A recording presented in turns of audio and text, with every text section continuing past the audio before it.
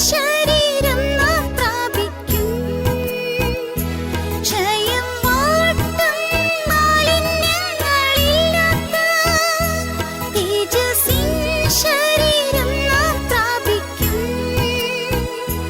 വൃദ്ധരും ബാലരെല്ലാരും ഒരുപോൽ ആർത്തു ഘോഷിച്ചാനന്ദിക്കും പാദത്തിൽ. വൃദ്ധരും ബാലരെല്ലാരും ഒരുപോൽ ആർത്തു ഘോഷിച്ചാനന്ദിക്കും പാദത്തിൽ.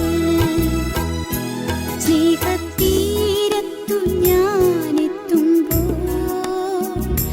പ്രിയന്റെ പൊന്മുഖം കണ്ടിടും. ആനന്ദ കണ്ണീർ വീഴ്ത്തിടും പാദത്തിൽ ഞാൻ മുത്തിടും ആണിയേറ്റ പാദങ്ങൾ. ഞങ്ങളും ക്രൂശിക്കപ്പെട്ട ക്രിസ്തുവിനെ പ്രസംഗിക്കുന്നു. ദൈവ തിരുനാമത്തിന് മഹത്വം ഉണ്ടാകട്ടെ. നിങ്ങൾ ചിലർ വായിച്ചിട്ടുണ്ടാകും വാർ ആൻഡ് പീസ്, യുദ്ധവും സമാധാനവും എന്ന പേരിൽ തർജ്ജമ ചെയ്തിരിക്കുന്ന മനോഹരമായൊരു പുസ്തകമാണ്. വലിയൊരു ഗ്രന്ഥമാണ് യുദ്ധവും സമാധാനവും. അത് എഴുതിയത് റഷ്യൻ സാഹിത്യകാരനായ ലിയോ ടോൾസ്റ്റോയിയാണ്. ടോൾസ്റ്റോയ് പ്രസിദ്ധനായ ഒരു സാഹിത്യകാരനാണ്. യുദ്ധവും സമാധാനം എന്നുള്ള കൃതിയിൽ ഒരു സംഭവം രേഖപ്പെടുത്തിയിട്ടുണ്ട്. ഫ്രഞ്ച് ചക്രവർത്തിയായ നെപ്പോളിയൻ റഷ്യയെ ആക്രമിച്ചു. നെപ്പോളിയൻ ജയിച്ച് വരികയാണ്. യൂറോപ്പിലെ സിംഹം എന്നാണ് നെപ്പോളിയൻ അറിയപ്പെടുന്നത്. അസാധ്യമെന്ന് പറയുന്നത് വിഡ്ഢികളുടെ നിഘണ്ടുവിലുള്ളൊരു വാക്കാണെന്ന്.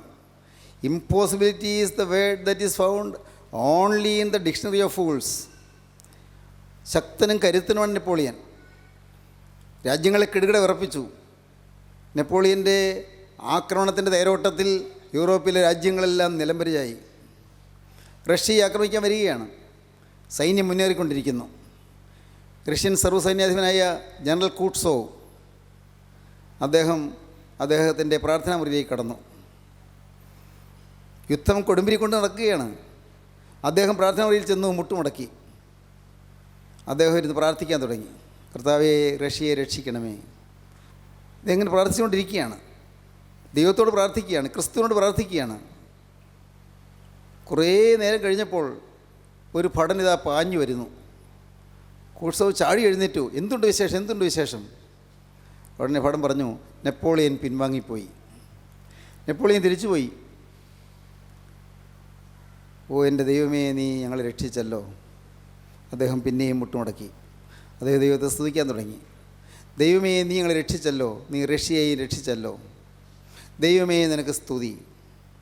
ജനറൽ കൂട്സോവ് പറഞ്ഞ വാക്കുകൾ തിരക്ക് പിടിച്ച ജീവിതത്തിൽ യുദ്ധരംഗത്ത് അത്യുത്സുകനായി പ്രവർത്തിക്കേണ്ട സമയത്ത് നെപ്പോളിയൻ ആക്രമിച്ച് തിരത്തല്ലി കയറി വരുന്നതായ ഭീകരമായ തേരോട്ടത്തിൻ്റെ നാളുകളിൽ കൂട്സോവ് കർത്താവിൻ്റെ പാദത്തിൽ ഇരുന്നു പ്രാർത്ഥിച്ചു.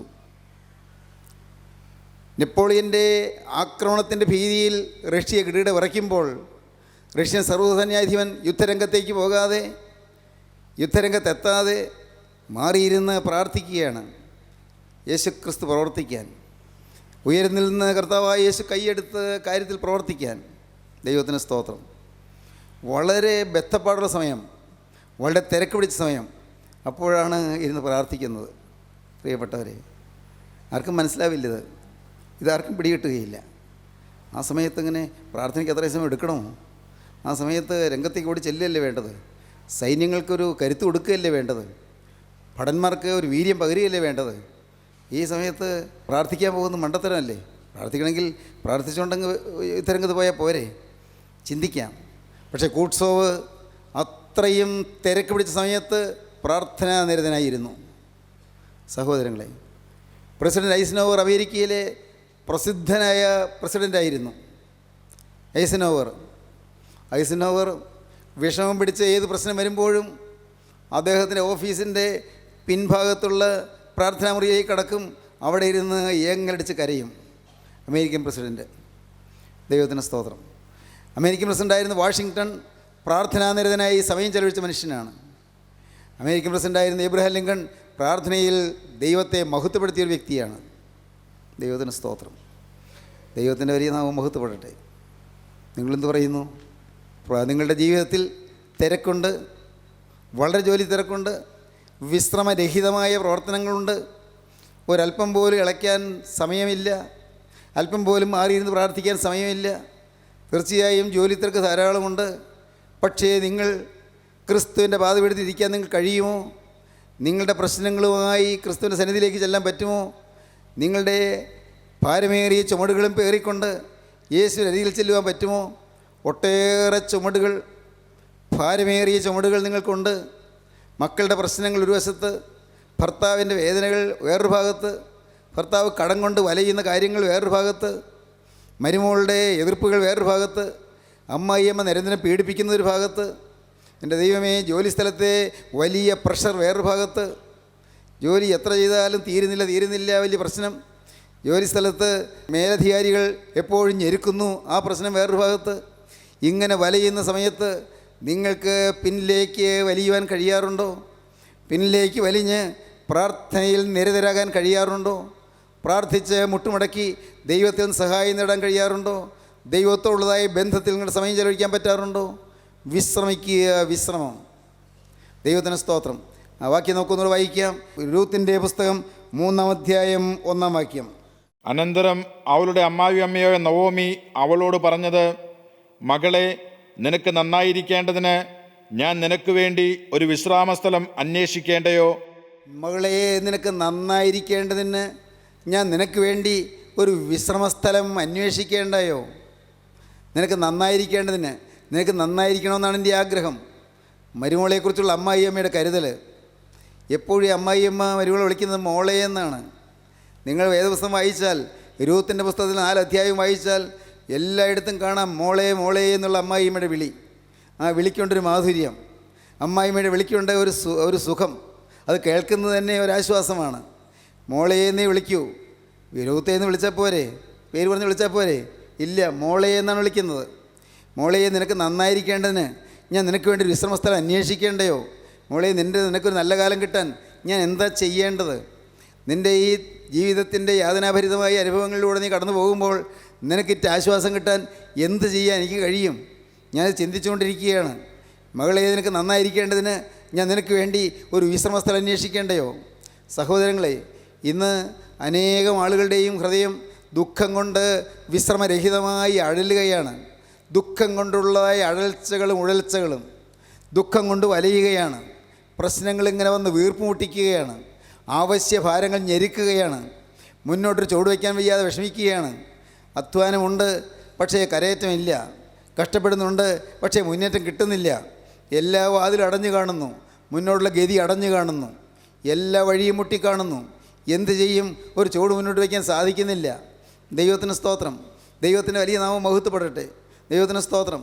പ്രിയപ്പെട്ടവരെ, ഞാൻ വായിച്ചു, ഭക്തനായ D.L. മൂഡി പറഞ്ഞു, എനിക്ക് കഴിവില്ലാതിരിക്കുമ്പോഴും, എനിക്ക് പ്രാർത്ഥിക്കാൻ പറ്റാതിരിക്കുമ്പോഴും, എനിക്ക് എഴുന്നേൽക്ക് നടക്കാൻ വയ്യാതിരിക്കുമ്പോഴും, എൻ്റെ ജീവിതത്തിൽ എനിക്ക് വേണ്ടതുപോലെ കാര്യങ്ങൾ മനസ്സിലാകാതെ വരുമ്പോഴും, അപ്പോഴെല്ലാം ഞാൻ പരിഭ്രമിക്കുകയില്ല. ഐ ട്രസ്റ്റ്, ഞാൻ വിശ്വസിക്കുക മാത്രം ചെയ്യും. ഞാൻ വിശ്വസിക്കും. ദൈവത്തിന് സ്തോത്രം. എനിക്ക് പ്രാർത്ഥിക്കാൻ കഴിയാത്ത സമയങ്ങൾ വന്നിട്ടുണ്ട്. എനിക്ക് എഴുന്നേറ്റ് നടക്കാൻ വയ്യാത്ത സമയങ്ങൾ വന്നിട്ടുണ്ട്. എനിക്ക് ഒന്നും ചിന്തിക്കാൻ വയ്യാത്ത സമയങ്ങൾ വന്നിട്ടുണ്ട്. എൻ്റെ ബുദ്ധി അഫലമായി എന്ന് തോന്നുന്ന സമയങ്ങൾ വന്നിട്ടുണ്ട്. എനിക്ക് പ്രവർത്തിക്കാൻ സാധിക്കാതെ ഞാൻ നിഷ്ക്രിയനായി പോയ സമയങ്ങൾ വന്നിട്ടുണ്ട്. പക്ഷേ അപ്പോഴെല്ലാം I trust in my Lord, എൻ്റെ ദൈവത്തിൽ ഞാൻ വിശ്വസിക്കും. ദൈവത്തിന് സ്തോത്രം. എത്ര വിശ്രമരഹിതമായ സമയങ്ങൾ വന്നാലും, ജോലി തിരക്കുള്ള സമയങ്ങൾ വന്നാലും, നിങ്ങൾക്ക് ക്രിസ്തുവിൽ വിശ്വസിക്കാം. വിശ്വസിക്കുക, ആശ്രയിക്കുക. ക്രിസ്തുവിൽ വിശ്വസിക്കുക, ക്രിസ്തുവിൽ ആശ്രയിക്കുക. കർത്താവിന് സ്തോത്രം. എൻ്റെ സഹോദരങ്ങളെ, ഞാൻ പറയട്ടെ, അതൊരു ഭാഗ്യമാണ്. ക്രിസ്തുവിൽ വിശ്വസിക്കാൻ കഴിയുന്നൊരു ഭാഗ്യമാണ്.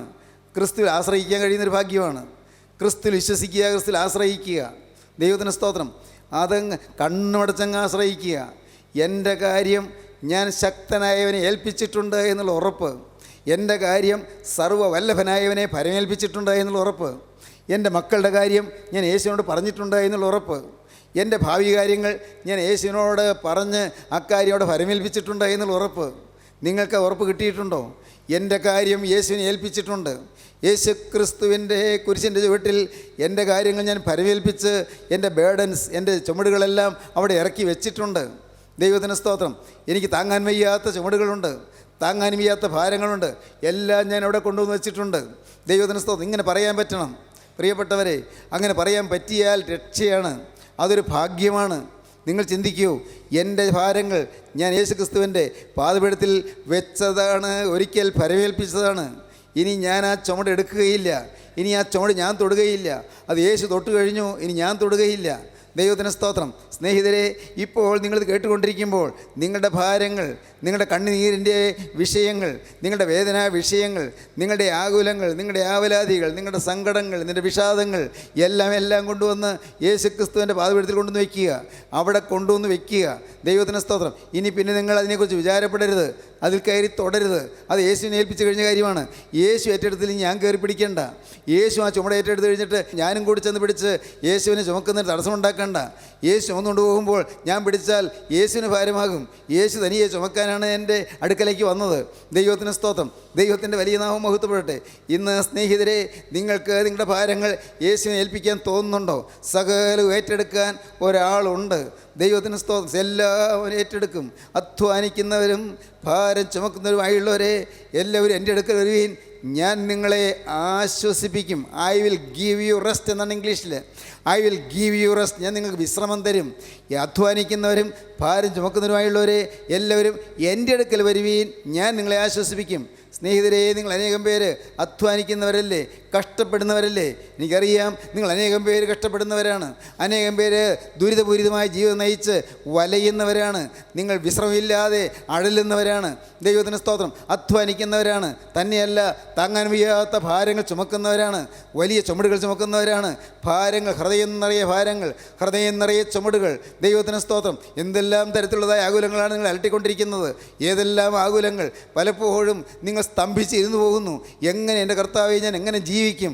ദൈവത്തിന് സ്തോത്രം. കുടുംബത്തിലെ ഉപദ്രവങ്ങൾ, കുടുംബത്തിലെ സ്വൈരക്കേടുകൾ, ഭർത്താവിൻ്റെ കോപം, എൻ്റെ ദൈവമേ, ഭാര്യയുടെ പരാതികൾ, ഭാര്യയുടെ പരിദേവനങ്ങൾ, ഭാര്യയുടെ പരിഭവങ്ങൾ, എൻ്റെ കർത്താവെ, ഭർത്താവിൻ്റെ ശാപവാക്കുകൾ, എൻ്റെ ദൈവമേ, മക്കളുടെ തോന്നിയാസം പിടിച്ച ജീവിതങ്ങൾ, കൊഴുതാത്ത ജീവിതങ്ങൾ, അവർ മയക്കുമരുന്നിനും കഞ്ചാവിനും മദ്യത്തിനും അടിമകളായി അവരുടെ ഭാവി മുടിച്ചു കളയുന്നല്ലോ. അവർക്കത് മനസ്സിലാകുന്നുമില്ലല്ലോ.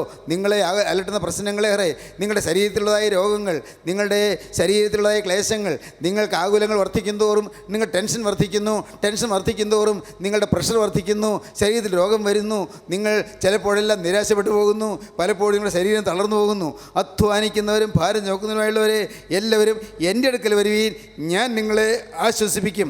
അധ്വാനിക്കുന്നതായ ആളുകൾ, കഷ്ടപ്പെടുന്നതായ ആളുകൾ, ദൈവത്തിന് സ്തോത്രം. നമ്മുടെ ഈ കൂട്ടായ്മയിൽ വരുന്ന ആളുകൾ അധികം പേരും കഷ്ടപ്പെടുന്നവരാണ്, പാവങ്ങളാണ്, ജീവിതത്തിൽ യാതനയേറ്റ് വലയുന്നവരാണ്, അധ്വാനിക്കുന്നവരാണ്, ജീവിതത്തിലെ ദുരിതങ്ങളേറ്റ് പിടയുന്നവരാണ്. ദൈവത്തിന് സ്തോത്രം. എന്നാൽ പ്രിയപ്പെട്ടവരെ, ഞാൻ പറയട്ടെ, ആശ്വാസദായകനായ യേശു ക്രിസ്തുവിൻ്റെ അരിമകരത്തിൻ്റെ സ്പർശനമേറ്റ് നിങ്ങൾ പലരും പുളകം കൊള്ളുന്നവരുമാണ്. ദൈവത്തിന് സ്തോത്രം. യേശു ക്രിസ്തുവിൻ്റെ കരസ്പർശമേറ്റ് നിങ്ങൾ പലരും ആശ്വാസം കൊള്ളുന്നവരാണ്. യേശു ക്രിസ്തുവിൻ്റെ കരത്തിൻ്റെ തലോടലേറ്റ് നിങ്ങൾ പലരും സമാധാനം അനുഭവിക്കുന്നവരാണ്. യേശു ക്രിസ്തുവിൻ്റെ കരത്തിലുള്ളതായ ആ തിരുരക്തവും തൊടുമ്പോൾ നിങ്ങളുടെ പാവങ്ങളെല്ലാം നിങ്ങളിൽ നിന്ന് മാറിപ്പോകുകയാണ്. നിങ്ങളുടെ ജീവിതത്തിലെ കറകളെല്ലാം മാറിപ്പോവുകയാണ്. നിങ്ങളുടെ ജീവിതത്തിൽ നിന്ന് പോയ പാപങ്ങളും തിന്മകളും എല്ലാം ദൂരീകൃതമാവുകയാണ്. നിങ്ങളുടെ ജീവിതത്തിൽ നിന്ന് പോയ എല്ലാ അശുദ്ധിയും നിങ്ങളിൽ നിന്ന് വിട്ടുപോവുകയാണ്. നിങ്ങൾ സൗഭാഗ്യം അനുഭവിക്കുകയാണ്. നിങ്ങൾ സന്തോഷം അനുഭവിക്കുകയാണ്. യേശു ക്രിസ്തുവിൻ്റെ സഖിത്വം നിങ്ങൾ കിട്ടുകയാണ്. നിങ്ങൾക്ക് ആശ്വാസം തരുന്ന ക്രിസ്തുവിനെ നിങ്ങൾ അനുഭവിക്കുകയാണ്. നിങ്ങളിത് അനുഭവിച്ച് കഴിയുമ്പോഴാണ് സ്തുതി നിങ്ങളിൽ നിന്ന് ഉയരുന്നത്, നന്ദി നിങ്ങളിൽ നിന്ന് ഉയരുന്നത്. എൻ്റെ കർത്താവേ, എത്രയോ കാലം ഞാൻ ആശ്വാസമില്ലാതെ വലഞ്ഞവനാണ്. എത്രയോ കാലം ദുഃഖിതനായി അഴന്നവളാണ്. എത്രയോ കാലം ഏകാന്തതയിൽ വലഞ്ഞവനാണ്. എൻ്റെ കർത്താവേ, ആരുമില്ലല്ലോ എന്നോർത്ത് കേണവനാണ്. ദൈവത്തിന് സ്തോത്രം. എന്നെ സഹായിപ്പാൻ എനിക്ക് ആരുമില്ലല്ലോ, എനിക്ക് അപ്പനില്ലല്ലോ. എൻ്റെ ദൈവമേ, എനിക്ക് ആരുമില്ലല്ലോ തുണയായിട്ട്. ഞാൻ ഒറ്റപ്പെട്ടു പോയല്ലോ. കരഞ്ഞവരാണ്. ദൈവത്തിന് സ്തോത്രം. സഹോദരങ്ങളെ, എൻ്റെ അമ്മ നേരത്തെ മരിച്ചു പോയല്ലോ. ഞാനിന്ന് ഒറ്റപ്പെട്ടു പോയല്ലോ. എൻ്റെ കാര്യം നോക്കാൻ എനിക്കൊരമ്മയില്ലല്ലോ. എൻ്റെ വിഷമം കണ്ട് എന്നോട് സഹതപിക്കാൻ എനിക്കൊരമ്മയില്ലല്ലോ. മനസ്സ് നൊന്തവരുണ്ട്. ദൈവത്തിന് സ്തോത്രം. സ്നേഹിതരെ, നിങ്ങൾ പറയട്ടെ, എൻ്റെ ഭർത്താവ് നേരത്തെ അക്കരയ്ക്ക് പോയല്ലോ. അദ്ദേഹം വിശ്രമത്തിനായി പോയല്ലോ. അന്തിമ വിശ്രമത്തിനായി അദ്ദേഹം പോയി. എനിക്കോ വിശ്രമമില്ലല്ലോ. എൻ്റെ കർത്താവേ, കുടുംബഭാരം മുഴുവൻ ഞാൻ ഞാൻ നോക്കണമല്ലോ. ഈ പാവം സ്ത്രീയായ എനിക്ക് എൻ്റെ ഭർത്താവ് പോയതിന് ശേഷം എന്തുമാത്രം ചുമടുകളാണുള്ളത്, എന്തെല്ലാമാണ് നേരിടേണ്ടി വരുന്നത്. എൻ്റെ കർത്താവേ, എനിക്ക് വയ്യ കർത്താവേ, ഞാനും അങ്ങ് പോയിരുന്നെങ്കിൽ നന്നായിരുന്നു. ഇങ്ങനെ നിരാശയോടെ വാക്കുകൾ പറയുന്നവർ അല്ല, ചിന്തിക്കുന്നവരില്ലയോ. ദൈവത്തിന് സ്തോത്രം. എന്നാൽ ദൈവത്തിൻ്റെ ആത്മാവ് പറയുന്നു, ഇങ്ങനെയാണ് പറയുന്നത്: അധ്വാനിക്കുന്നവരും ഭാരം ചുമക്കുന്നവരുമായുള്ളവരെ എല്ലാവരും എൻ്റെ അടുക്കൽ വരുകയും ഞാൻ നിങ്ങളെ ആശ്വസിപ്പിക്കും. I give you rest. ഞാൻ നിങ്ങൾക്ക് വിശ്രമം തരും. ദൈവത്തിന് സ്തോത്രം. ഇന്ന് എൻ്റെ സഹോദരങ്ങളെ, നിങ്ങളുടെ ഹൃദയത്തിലേക്ക് നിങ്ങൾ നോക്കുമോ? നിങ്ങളുടെ അധ്വാന ഭാരങ്ങളെല്ലാം യേശു ക്രിസ്തുവിൻ്റെ കുരിശിൻ്റെ ചുവട്ടിലേക്ക് കൊണ്ടുവരുമോ? ദൈവത്തിന് സ്തോത്രം. കുരിശ് ചുമന്നു വലഞ്ഞവൻ നിങ്ങളുടെ അരികത്ത് നിൽക്കുകയാണ്. കുരിശം പേറി വലഞ്ഞവൻ. ദൈവത്തിന് സ്തോത്രം. ഗോകുൽത്തായിലേക്ക് കുരിശം പേറി പോയവൻ, അവൻ പോകുമ്പോൾ കാല ഇടറുന്നുണ്ട്.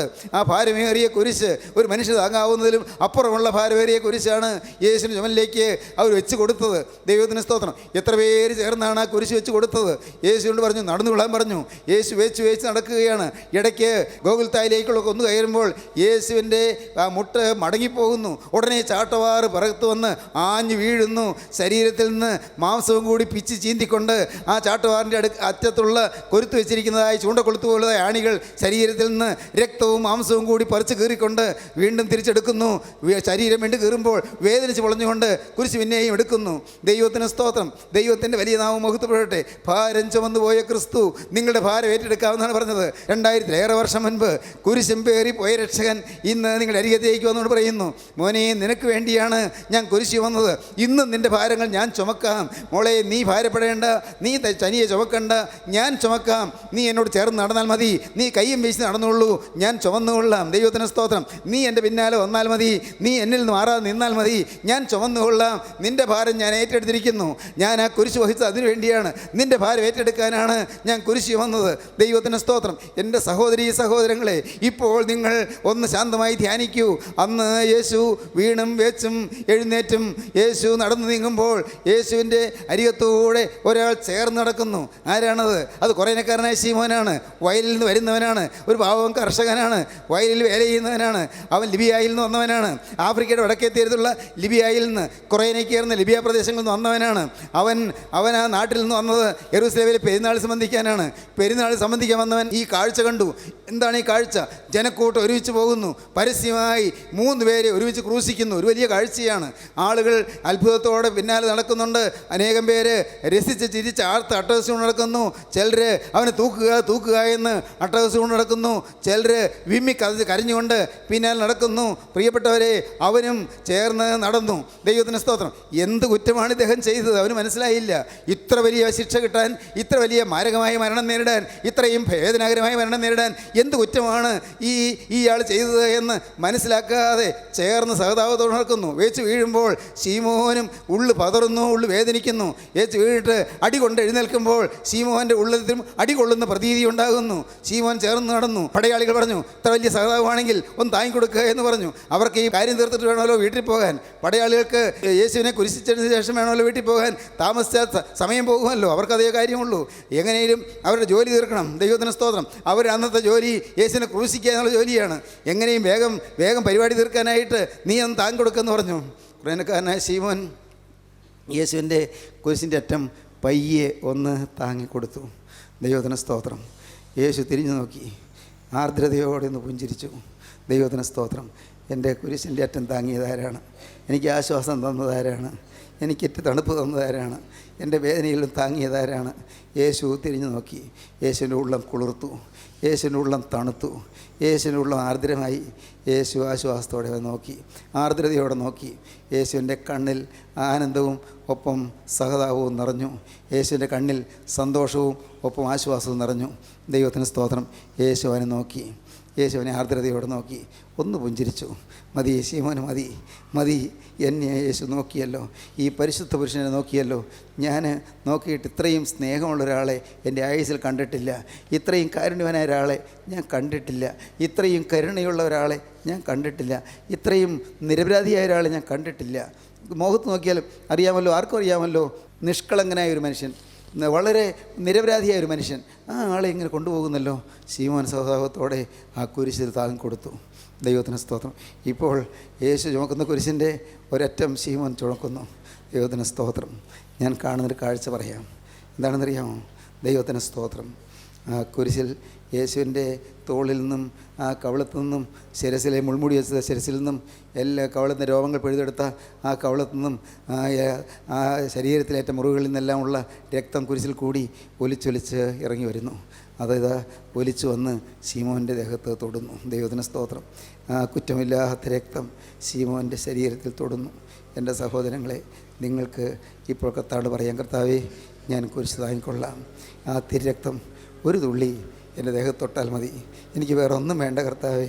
ആ തിരുരക്തം, പാവിയെ വീണ്ടെടുക്കുന്ന രക്തം, അശുദ്ധനെ ശുദ്ധനാക്കുന്ന രക്തം, എൻ്റെ കർത്താവേ ഒരു തുള്ളി, ഒറ്റയ്ക്കൊരു തുള്ളി എൻ്റെ മേൽ വീണാൽ മതി. എൻ്റെ കഴിഞ്ഞകാല പാപങ്ങളെല്ലാം ക്ഷമിക്കുമെന്ന് ഞാൻ വിശ്വസിക്കുന്നു. എൻ്റെ രോഗം മാറുമെന്ന് ഞാൻ വിശ്വസിക്കുന്നു. എൻ്റെ ബന്ധനങ്ങൾ അഴിയുമെന്ന് ഞാൻ വിശ്വസിക്കുന്നു. പൈശാചിക ബാധകൾ മാറുമെന്ന് ഞാൻ വിശ്വസിക്കുന്നു. എൻ്റെ കുടുംബദോഷങ്ങൾ മാറുമെന്ന് ഞാൻ വിശ്വസിക്കുന്നു. എൻ്റെ മേലുള്ള ശാപങ്ങളെല്ലാം മാറുമെന്ന് ഞാൻ വിശ്വസിക്കുന്നു.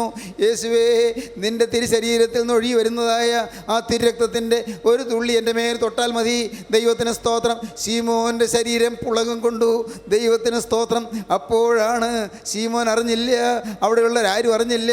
അപ്പോഴാണ് ദൈവത്തിൻ്റെ പരിശുദ്ധാത്മാവ് ശീമോൻ്റെ ആ കർഷക സ്ഥലത്തേക്ക്, കർഷകനായ ശീമോൻ്റെ വീട്ടിലെ, കുറേനക്കാരനായ ശീമോൻ്റെ വീട്ടിലേക്ക്, ആഫ്രിക്കയിലെ ലിബിയയിലേക്ക് ചെന്ന് ദൈവത്തിന് സ്തോത്രം ശീമോൻ്റെ ഭവനത്തിൽ പരിശുദ്ധാത്മാവിൻ്റെ കൃപ പകരുന്നത്. ദൈവത്തിന് സ്തോത്രം. ശീമോൻ്റെ, കുറേനക്കാരനായ ശീമോൻ്റെ ഭാര്യ പെട്ടെന്ന് അത്ഭുതകരമായി സമാധാനം അനുഭവിക്കുന്നു. കുറേനക്കാരനായ ശീമോൻ്റെ മകൻ അലക്സാണ്ടർ പെട്ടെന്നൊരു വലിയ ശാന്തി അനുഭവിക്കുന്നു. കുറേനക്കാരനായ ശീമോൻ്റെ മകൻ രൂഫോസ് പെട്ടെന്ന് ഒരു വലിയ സമാധാനം അനുഭവിക്കുന്നു. ദൈവത്തിന് സ്തോത്രം. കുടുംബം രക്ഷിക്കപ്പെടുന്നു. ദൈവത്തിന് സ്തോത്രം. മകനെ, യേശുവിൻ്റെ കുരിശൊന്ന് ചുമക്കാൻ തയ്യാറായാൽ, യേശുവിൻ്റെ കുരിശൊന്ന് താങ്ങാൻ തയ്യാറായാൽ നിൻ്റെ മക്കൾ അനുഗ്രഹിക്കപ്പെടും, നിൻ്റെ ഭാര്യ അനുഗ്രഹിക്കപ്പെടും, നിൻ്റെ കുടുംബം അനുഗ്രഹിക്കപ്പെടും. കുടുംബത്തിൽ സ്വൈര്യമുണ്ടാകും, കുടുംബത്തിൽ സമാധാനം ഉണ്ടാകും, കുടുംബത്തിൽ ഐശ്വര്യം ഉണ്ടാകും. സമാധാനം നിങ്ങളുടെ ഹൃദയത്തിലേക്കും നിങ്ങളുടെ കുടുംബത്തിലേക്കും ഇരച്ചു കയറി വരും. അത്ഭുതകരമായ ആനന്ദ പ്രവാഹത്താൽ നിങ്ങളുടെ കുടുംബം കോരിത്തരിക്കും. ദൈവത്തിന് സ്തോത്രം. സഹോദരങ്ങളെ, ഇന്ന് ഇത് കേട്ടുകൊണ്ടിരിക്കുമ്പോൾ നിങ്ങൾക്ക് ദൈവത്തോട് പറയാം, കർത്താവേ, എൻ്റെ ദൈവമേ, എനിക്ക് വിശ്രമം തരാൻ കുരിശിൽ മരിച്ച രക്ഷക, നിൻ്റെ കുരിശിൻ്റെ ചുവട്ടടിയിൽ ഞാൻ ഇതാ വന്നിരിക്കുന്നു. നാഥാ, നിൻ്റെ കുരിശിൽ നിന്ന് ഒലിച്ചിറങ്ങുന്നതായ തിരുരക്തം ഒരു തുള്ളി എൻ്റെ നെറ്റിമേൽ പതിയണമേ, ഒരു തുള്ളി എൻ്റെ ശിരസിന്മേൽ പതിയണമേ, ഒരു തുള്ളി എൻ്റെ ശരീരത്തിൽ പതിയണമേ. അശുദ്ധി പറ്റിയ ശരീരമാണ്, ചീത്ത ചിന്തകളുള്ള ശിരസ്സാണ് കർത്താവേ. അരുതാത്തത് കണ്ട് രസിച്ച കണ്ണുകളാണ്, വേണ്ടാത്തത് കേട്ട കാതുകളാണ്, അരുതാത്തത് പറഞ്ഞ നാവാണ്, അരുതാത്തത് കുടിച്ച വായാണ് എൻ്റെ കർത്താവേ. അരുതാത്ത വഴിയിലൂടെ നടന്ന കാലുകളാണ്, തിന്മ പ്രവർത്തിച്ച കൈകളാണ്. ഈ ശരീരത്തിൽ നന്മയുടെ കണിക പോലും ഇല്ല കർത്താവേ. എന്നാൽ ഇപ്പോൾ നിൻ്റെ കൃപയാൽ എൻ്റെ മേൽ നിന്റെ തിരുരക്തം പുരട്ടി എന്നെ വിടുവിക്കണമേ. യേശു ക്രിസ്തുവിൻ്റെ രക്തം സകല പാപവും പോക്കി എന്നെ ശുദ്ധീകരിക്കുന്നു. എന്നെ ശുദ്ധീകരിക്കുന്ന തിരുരക്തം, എന്നെ കഴുകുന്ന തിരുരക്തം, എന്നെ വീണ്ടെടുക്കുന്ന തിരുരക്തം, എൻ്റെ പാപക്കറകൾ കഴുകുന്ന തിരുരക്തം, എന്നെ വിശുദ്ധനാക്കുന്ന തിരുരക്തം ഇപ്പോൾ എൻ്റെ മേൽ തളിക്കണമേ. നാഥാ, ഞാൻ അനേകം തിന്മകൾ ചെയ്തവനാണ്. പുറത്തു പറയാൻ അറയ്ക്കുന്ന ലജ്ജാകരമായ കാര്യങ്ങളിൽ വീണുപോയവനാണ്, ലജ്ജാകരമായ കാര്യങ്ങൾ വീണു പോയവളാണ്. എന്നാൽ യേശുവേ, ഇപ്പോൾ നിന്റെ തിരുരക്തം എൻ്റെ മേൽ പതിച്ച് എന്നെ കഴുകി രൂപാന്തരപ്പെടുത്തണമേ.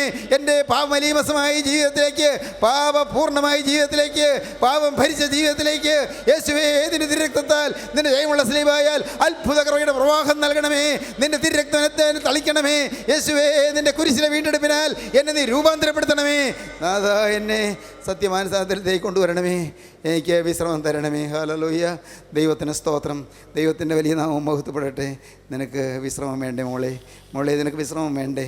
നിനക്ക് വിശ്രമസ്ഥലം ഞാൻ അന്വേഷിക്കുകയാണ്. നിനക്കൊരു വിശ്രമസ്ഥലം ഞാൻ അന്വേഷിക്കുകയാണ്. I will give you rest. ഞാൻ നിനക്ക് വിശ്രമം തരും. ദൈവത്തിന് സ്തോത്രം.